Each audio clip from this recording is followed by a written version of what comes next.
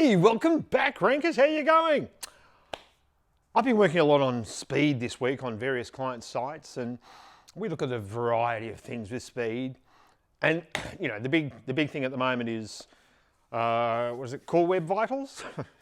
That's what Google's talking about, because everyone's all about that now in the SEO industry. Usability is a ranking factor. Well, yeah. That's what SEO is, right? Making the site work better for the user. That's why Google loves those sites. Hence, these things are ranking factors, as we've said for a long time. But I put a post on LinkedIn this week, and I just said, you know, your e-commerce site should be like a Formula One car. Unfortunately, most of the sites we see, or a lot of the sites we see, are pretty trucks with square wheels. Simply meaning they don't go very fast, but they look beautiful. And that is rife in the industry. And a lot of the time, conversations I have with clients is that they want to install that plugin or that CDN, or they're doing something on their site that they're no longer using, that they maybe installed years ago and they don't even know it. So this is things like old plugins, old apps. So if you're on Shopify, if you're on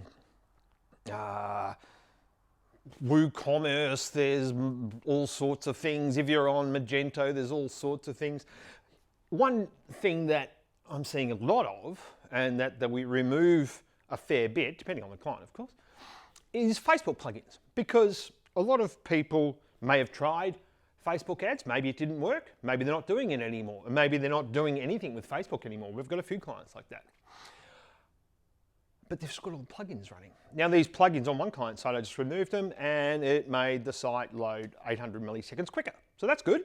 So that's money in your pocket. Every second that we save is money in your pocket.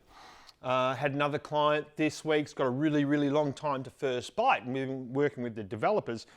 And then I realized the client had about 4 years of transactional data from their customers stored in the website database. And that was contributing to a very long time to first bite, which basically means the customer has to sit there and wait for nothing, literally. And there's other things like some CDNs even.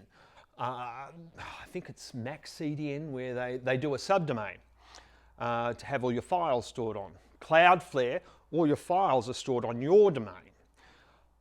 On some CDNs, they'll have a subdomain, so cdn.whatever your site is. The problem with that is that it creates extra SSL, extra DNS. And basically what those two things mean is that if your CDN is sitting on a subdomain, it's actually, there's the bit of waste in there of time. And that is working out what the DNS is, where that CDN is, as opposed to just, I'm already on the site, so the server doesn't have to go and look for all these other things. So all these other things add time, and you've got to look at them carefully before you start adding stuff. I said, you know, it might be convenient to have a stove on a hot air balloon so you can cook your lunch. Well, it's not great, right? It's not going to fly very high.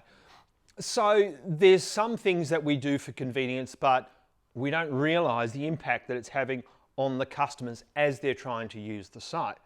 And so a lot of the little things that we do, I mean, these are all SEO tasks, right? But we don't do them for Google. We do them for the user because we're focused on the revenue.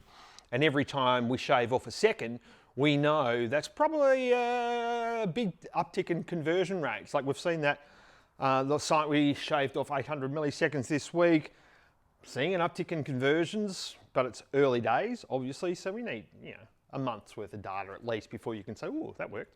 But we know a faster site is better, okay? And so all the things that we're looking at, and someone else said to me today, oh, maybe we could put Lucky Orange on there to find out what this thing is doing and how users are interacting with it. I said, those things are great. Hotjar, Crazy Egg, Lucky Orange, there's a whole raft of them. You probably have your own favorite user recording tool. But once again, the problem with these is they add load time. So a lot of people will install these, get the data that they wanted, and then just keep it running and forget they've installed it. Well, if you're not using it, get rid of it. So with all of these things, it's trying to work out what is going to have the biggest impact, positive impact on revenue in the shortest space of time. And if we need a plugin, sure. but you've got to weigh up the full impact of those things on your entire site and the different channels and the different devices. Because we're in a world now where there's a lot more mobile usage since COVID. And if you go and have a look at your data, you might be surprised at the different channels and how the different channels, whether it be paid, whether it be organic, whether it be direct, whether it be Bing, they will react differently depending on what device they're on and what channel they're coming in from, those users. So you have to be aware of all those things when you're adding plugins and enhancements to the site. But that's what I meant. I mean, I think Geordie Heiss from Shopify started to stretch that analogy for me, and I ended up breaking it, but because I don't know terribly much about Formula One cars. But thank you, Nathan Huppets, for your input, because he definitely does. Hopefully that's helpful, and we'll see you next week. Thanks very much. Bye.